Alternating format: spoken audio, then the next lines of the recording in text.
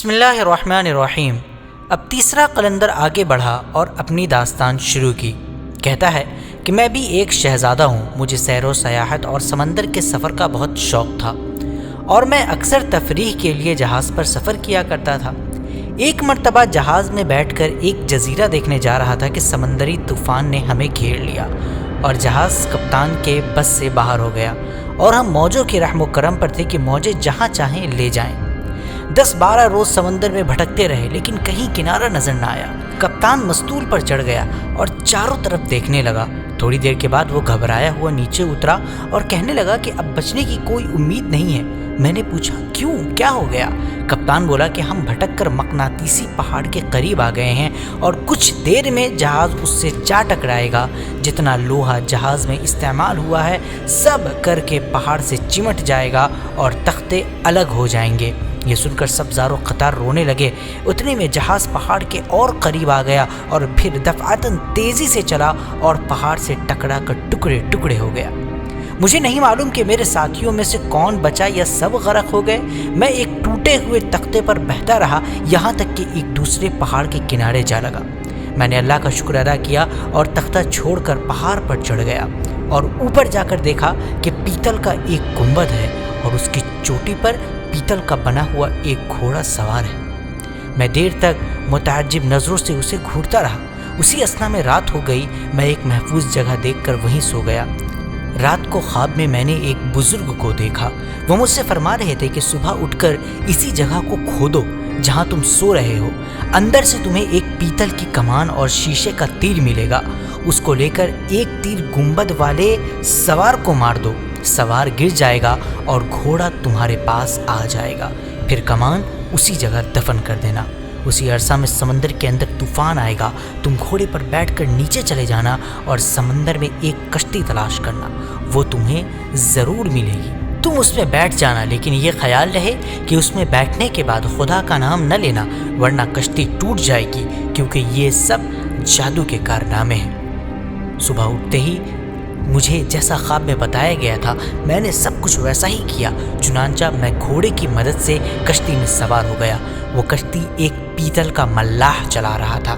کشتی 8-10 روز تک برابر چلتی رہی۔ اس کے بعد کنارہ نظر آنے لگا۔ خشکی کو دیکھ کر مجھے اتنی خوشی ہوئی کہ بزرگ کی بتائی ہوئی احتیاط بھول گیا اور بے اختیار میرے منہ سے خدا کا شکر نکل گیا۔ ادھر خدا کا نام میری زبان پر آیا اور ادھر کشتی ریزہ ریزہ ہو گئی۔ میں پانی کے موجوں میں ڈوبتا ابھرتا رہا۔ جب میرے ہوش و حواس درست ہوئے تو میں پانی میں تھا۔ اٹھ کر کنارے پر آیا اور اللہ کا شکر ادا کیا۔ ادھر ادھر گھوم کر پھر کچھ جنگلی پھل کھائے، پھر دور تک آبادی کی تلاش میں چلتا رہا، لیکن کہیں انسان کا نام و نشان تک نظر نہ آیا۔ میں پھر کنارے کی طرف آیا تو سامنے سے ایک جہاز آتا ہوا نظر آیا۔ میں بہت خوش ہوا، لیکن پھر خیال آیا کہ معلوم نہیں کہ آنے والے دوست ہیں یا دشمن، احتیاط ضرور کرنی چاہیے، تو میں ایک درخت پر چڑھ گیا۔ اتنی دیر میں جہاز قریب آ گیا۔ اس میں سے کچھ آدمی اتر کر خشکی پر آئے اور ایک جگہ سے مٹی ہٹائی۔ وہاں ایک تہہ خانہ تھا، اس کو کھولا اور اس میں بے شمار چیزیں رکھیں، کھانے پینے کی چیزیں اور آرام کرنے کی بہت ساری چیزیں اس میں رکھی۔ اس کے بعد ایک نہایت خوبصورت 15 سال کے لڑکے کو اس کے اندر لے گئے۔ تھوڑی دیر بعد واپس آ گئے، لیکن لڑکا نہیں لوٹا۔ مجھے تعجب ہوا کہ اس کارروائی کا آخر مطلب کیا ہے۔ ان لوگوں نے پھر تہہ خانہ بند کر دیا اور جہاز کی طرف چلے۔ میں نے سوچا کہ مجھے اس غریب لڑکے کی مدد کرنی چاہیے، خدا جانے کیوں یہ لوگ اس کو یوں ہی چھوڑ کر چلے گئے ہیں۔ چنانچہ جب وہ جہاز پر سوار ہو کر چلے گئے تو میں درخت سے اترا اور تہہ خانہ کھول کر اندر چلا گیا تو دیکھا کہ بڑی پرتکلف جگہ ہے اور ایک مسند پر وہی لڑکا بیٹھا ہوا ہے۔ میں نے اس کو دیکھ کر سلام کیا اور مجھے دیکھ کر لڑکا ڈر گیا۔ میں نے اس کو تسلی دی اور بتایا کہ میں بھی ایک مصیبت زدہ انسان ہی ہوں۔ میرا جہاز تباہ ہو گیا تھا، میں ایک تختہ کے سہارے بہتا ہوا یہاں آ لگا، لیکن یہ بتاؤ کہ تم کون ہو اور یہاں کس طرح آئے؟ لڑکے نے کہا کہ میری پیدائش کے وقت نجومیوں نے بتایا تھا کہ اس لڑکے کے 14ویں سال میں خطرہ ہے اور کسی اجنبی ابن کسب کے ہاتھ سے مارا جائے گا، اس لیے میرے والد نے اس غیر آباد علاقہ میں ایک تہہ خانہ بنوایا اور مجھے یہاں چھوڑ گئے۔ 40 روز گزرنے کے بعد پھر کوئی اندیشہ نہیں، چنانچہ میرے والد آج سے 40ویں روز آ کر مجھے واپس لے جائیں گے۔ میں اس کے منہ سے اپنا نام سن کر حیران رہ گیا کہ الہی ایسی کیا مصیبت پڑے گی کہ میں اس لڑکے کو قتل کروں گا، کیونکہ میرا ہی نام ابن کسب تھا۔ میں اس کے منہ سے اپنا نام سن کر بے حد حیران رہا۔ خیر، میں نے اس کو اپنا اصلی نام نہیں بتایا اور اس کو خوب تشفی دی اور دل میں عہد کیا کہ اس کی اچھی طرح حفاظت کروں گا اور کوئی ایسی آفت نہیں آنے دوں گا کہ جس سے مجھے اسے قتل کرنا پڑے۔ چنانچہ 40 روز گزر گئے اور ہم بڑی محبت سے رہتے تھے۔ ٹھیک 40ویں روز جبکہ اس کے والد آنے والے تھے، میں نے اس کو غسل کروایا، لباس تبدیل کرایا اور کھانے کے لیے کچھ پھل رکھے۔ سرہانے کی طرف الماری میں چاقو پڑا ہوا تھا، میں نے بڑھ کر اس کو اٹھایا اور جب میں بیٹھنے لگا تو میرا پیر پھسل گیا اور میں لڑکے کے اوپر گرا اور چاقو لڑکے کے سینے میں اتر گیا اور لڑکا وہیں مر گیا۔ اس واقعے کا مجھے اتنا دکھ ہوا کہ میں رو پڑا، لیکن کیا کر سکتا تھا؟ تقدیر الہی تھی جو پوری ہو کر رہی۔ میں تہخانہ سے نکلا اور آنے والے لوگوں کے خوف سے درخت پر چڑھ گیا۔ کچھ دیر بعد وہ لوگ آئے اور تہخانہ کھلا دیکھ کر گھبرائے ہوئے اندر گئے۔ پھر تھوڑی دیر بعد لڑکے کی لاش لیے روتے ہوئے باہر آئے۔ لڑکے کی لاش کو اپنے ساتھ لیے جہاز پر سوار ہو گئے۔ ان لوگوں کے جانے کے بعد میں نیچے اترا اور رات اسی تہخانہ میں بسر کی۔ صبح کو اللہ کے بھروسے پر ایک سمت روانہ ہو گیا اور 1 مہینہ مسلسل اسی جنگل میں چلتا رہا، لیکن مجھے کہیں کوئی آبادی نظر نہ آئی۔ میں بہت پریشان تھا، لیکن کیا کرتا، برابر آگے بڑھتا ہی رہا۔ ایک روز دور سے مجھے ایک قلعہ نظر آیا۔ میری خوشی کی کوئی انتہا نہ رہی۔ جب قریب پہنچا تو قلعہ کا دروازہ کھلا اور اس میں سے 10 نوجوان اور ایک بوڑھا شخص نکلا، لیکن وہ سب کے سب یک چشم تھے، یعنی سب کے سب صرف اور صرف ایک آنکھ والے تھے۔ جب وہ سب میرے قریب آئے تو میں نے سلام کیا، انہوں نے سلام کا جواب دیا، پھر میرا حال پوچھا کہ کہاں سے آئے ہو۔ میں نے اپنی کل داستان مصیبت سنائی۔ وہ کچھ دیر ادھر ادھر گھومتے رہے اور اس کے بعد قلعہ کی طرف چلے اور مجھے پھر اپنے ساتھ لے گئے۔ اندر سے قلعہ کافی وسیع اور خوب آراستہ تھا۔ ایک طرف بہت بڑا کمرہ تھا، وہ سب اس کمرے میں بیٹھ گئے، میں بھی ان کے ساتھ تھا۔ بوڑھا بیچ میں بیٹھ گیا اور وہ جوان اس کے گرد حلقہ بنا کر کچھ دیر کھڑے رہے، پھر وہ بھی بیٹھ گئے اور مجھ سے کہنے لگے کہ جو کچھ یہاں دیکھو اس کے متعلق کوئی سوال نہ کرنا۔ میں نے اقرار کر لیا اور ایک طرف ہٹ کر بیٹھ گیا۔ پھر ہم سب نے بیٹھ کر کھانا کھایا اور باتیں کرتے رہے، یہاں تک کہ آدھی رات گزر گئی۔ اس وقت بوڑھا آدمی اٹھ کر باہر چلا گیا اور تھوڑی دیر میں 2 تشت لے کر آیا اور 2 جوانوں کے سامنے رکھ دیے۔ پھر اسی طرح ایک اور تشت لایا اور سب کے آگے وہ پیالے رکھتا گیا۔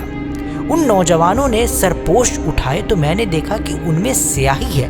ہر جوان نے اس میں کچھ سیاہی لی اور اپنے چہرے پر مل لی۔ جب سب سیاہی مل چکے تو ماتم شروع کر دیا۔ کچھ دیر تک ماتم کرتے رہے، پھر ایک شخص پانی لایا اور سب نے منہ ہاتھ دھوئے اور اپنے اپنے سونے کے کمرے میں چلے گئے۔ مجھے بھی ایک کمرہ سونے کے لیے دے دیا گیا، لیکن میں اس واقعہ کو دیکھ کر چونکہ بہت پریشان اور حیران تھا، اس لیے رات بھر نیند نہ آئی۔ اگلے دن بھی اسی فکر میں رہا کہ آخر اس کارروائی کا کیا مطلب ہے۔ رات کو ان لوگوں نے پھر وہی حرکتیں کی۔ میرا پیمانہ صبر لبریز ہو گیا اور میں نے ان سے سوال کر ہی دیا کہ آپ لوگوں کے ایسے کرنے کا کیا سبب ہے۔ ان میں سے ایک نوجوان بولا کہ یہ تمہاری بہتری کے لیے ہے کہ اصل حالات ظاہر نہیں کرتے۔ اگر تم سنو گے تو اپنی داہنی آنکھ سے ہاتھ دھونے پڑیں گے۔ میں نے کہا چاہے کچھ بھی ہو جائے لیکن میں صحیح حالات معلوم کر کے رہوں گا۔ تو نوجوان کہنے لگا اچھا ٹھیک ہے، صبح کو ہم انتظام کریں گے، تم خود اپنی آنکھ سے دیکھ لینا، یہ ایسی کوئی بات نہیں ہے کہ ہم تمہیں بتا سکیں۔ صبح کو ان لوگوں نے مجھے پھر سمجھایا کہ اس چکر میں نہ پڑو، لیکن میں نہیں مانا۔ مجبوراً ان میں سے ایک شخص بھیڑ لایا، پھر اس کو ذبح کر کے گوشت الگ کر دیا اور کھال مجھے دے دی کہ اس میں لپٹ جاؤ، ہم اس کو اوپر سے سی دیں گے اور باہر رکھ دیں گے۔ تھوڑی دیر بعد پھر ادھر سے ایک پرندہ گزرے گا، وہ تمہیں اپنا شکار سمجھ کر اٹھا لے گا اور اڑ جائے گا اور ایک دوسرے پہاڑ پر اترے گا۔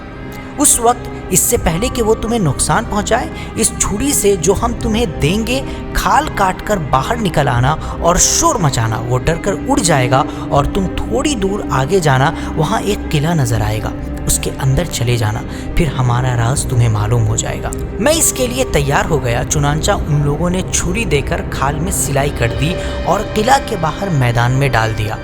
تھوڑی دیر بعد پرندہ آیا اور مجھے اٹھا کر لے چلا۔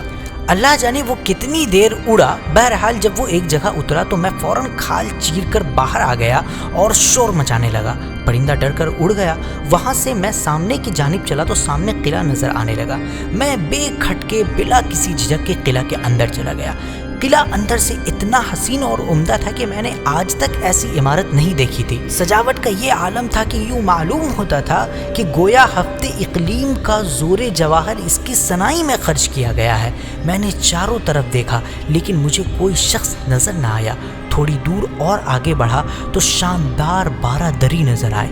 اس میں 40 عورتیں بیٹھی تھیں جن کی خوبصورتی کا یہ عالم تھا کہ کسی نے نہ دیکھا ہو۔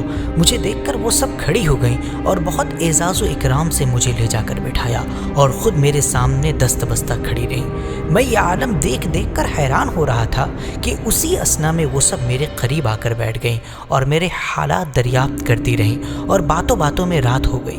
شام کا دسترخوان بچھا۔ دسترخوانوں پر بے شمار نعمتیں موجود تھیں۔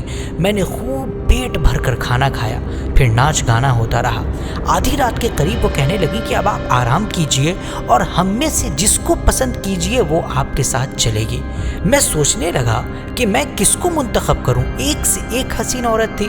مجھے خاموش دیکھ کر ان میں سے ایک آگے بڑھی اور کہنے لگی کہ ہم میں حسد نہیں ہے، کسی کو بھی اپنے ساتھ سلائیے کیونکہ کل دوسری کی باری ہوگی اور اسی طرح 40 روز تک چلے گا۔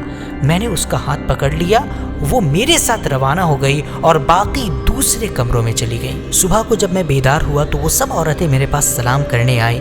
میں ان معاملات کو دیکھ کر بڑا حیران تھا کہ آخر یہ کیا راز ہے۔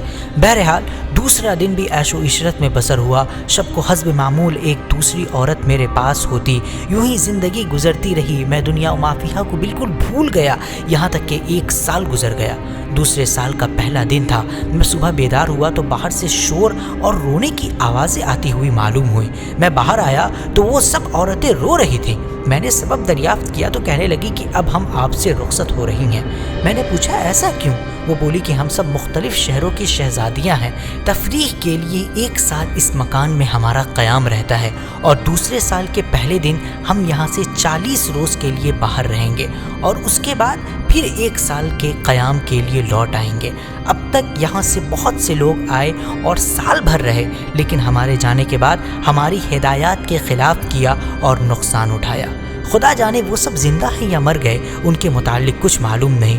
اب ہم سے آپ یہاں کی کنجیاں لیجئے اور آرام و بے فکری کے ساتھ رہیے، سارے قلعہ میں گھومیے پھریے، عیش و عشرت کے ساتھ رہیے، لیکن اس کمرہ کو نہ کھولیے گا ورنہ نتیجہ کے آپ ذمہ دار ہوں گے۔ یہ کہہ کر کنجیاں میرے سپرد کیں اور خود سب کے سب چلی گئیں۔ 39 دن تک میں نے ان کی ہدایات پر عمل کیا، لیکن ہونے والی بات تو ہو کر رہتی ہے۔ 40ویں روز مجھ سے نہ رہا گیا اور میں نے وہ کمرہ کھول دیا جسے کھولنے کے لیے منع کیا گیا تھا۔ دروازہ کھلتے ہی خوشبو کی لپٹوں سے دماغ معطر ہو گیا۔ اندر جا کر دیکھا تو بہترین زر و جواہر سے کمرہ بھرا پڑا تھا اور ہر چیز نادر و نایاب ہے کہ بہت کم کسی کی نظر سے گزری ہوگی۔ سامنے ایک مشکی گھوڑا کھڑا ہوا تھا، زین و ساز سے کسا ہوا۔ میں گھوڑے کے پیٹھ پر سوار ہو گیا، لیکن یہ سواری نئی قسم کی تھی۔ گھوڑا مجھے لے کر آسمان پر اڑنے لگا اور میں ہوا کے زور سے بے ہوش ہو گیا۔ تھوڑی یا بہت دیر میں، جس کا مجھے کوئی اندازہ نہیں، گھوڑا ایک میدان میں اترا اور مجھے اپنی پیٹھ سے اتار کر اوجھل ہو گیا۔ میں وہاں سے اٹھ کر آگے بڑھا اور دیکھا سامنے کچھ آدمی ننگے بیٹھے ہیں۔ میں ان کے قریب گیا کہ ان کا حال معلوم کروں، لیکن ان لوگوں نے مجھے جھڑک دیا اور میری ایک آنکھ چھین لی اور کوئی گفتگو نہیں کی۔ میں وہاں سے آگے بڑھ گیا اور قلندرانہ وضع اختیار کر لی اور پھرتا پھراتا ادھر آ نکلا۔ یہاں ان دونوں قلندروں سے ملاقات ہو گئی۔ زبیدہ نے یہ سن کر اس کو بھی جانے کی اجازت دے دی۔ پھر خلیفہ ہارون، جعفر اور مسرور کی طرف متوجہ ہو کر بولی کہ تم بھی اپنا قصہ بیان کرو۔ جعفر نے کہا کہ ہمارے حالات صرف وہی ہیں جو ہم نے مکان میں داخلے سے قبل بیان کیے تھے۔ زبیدہ نے زنگی غلاموں کو حکم دیا کہ سب کو باہر نکال دو، چنانچہ یہ سب لوگ باہر آ گئے۔ خلیفہ کے اشارہ پر جعفر ان قلندروں کو اپنے ساتھ لے گیا۔ صبح کو جب خلیفہ ہارون رشید کا دربار آراستہ ہوا تو بادشاہ نے حکم دیا کہ فلاں محلہ سے زبیدہ، صافی اور امینہ ماں اپنی کتیوں کی لائی جائیں۔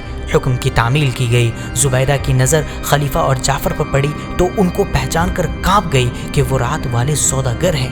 دیکھیے شب والی گستاخی کا کیا انجام ہوا۔ خلیفہ ہارون رشید نے زبیدہ کو اپنے حالات بیان کرنے کا حکم دیا، چنانچہ زبیدہ کانپتی اور ڈرتی ہوئی آگے بڑھی اور اسی طرح حالات زندگی بیان کرنا شروع کیا۔ آج کی قسط کا ہم یہیں پر اختتام کرتے ہیں۔ امید کرتے ہیں کہ آپ کو یہ بھی قسط پسند آئی ہوگی۔ اگر آپ کو اس طرح کی کہانیاں پسند ہیں تو ہمارے ویڈیوز کو شیئر کریں اور چینل کو لازمی سبسکرائب کریں۔ میں آپ سے ملتا ہوں اگلی ویڈیو میں۔ السلام علیکم ورحمۃ اللہ وبرکاتہ۔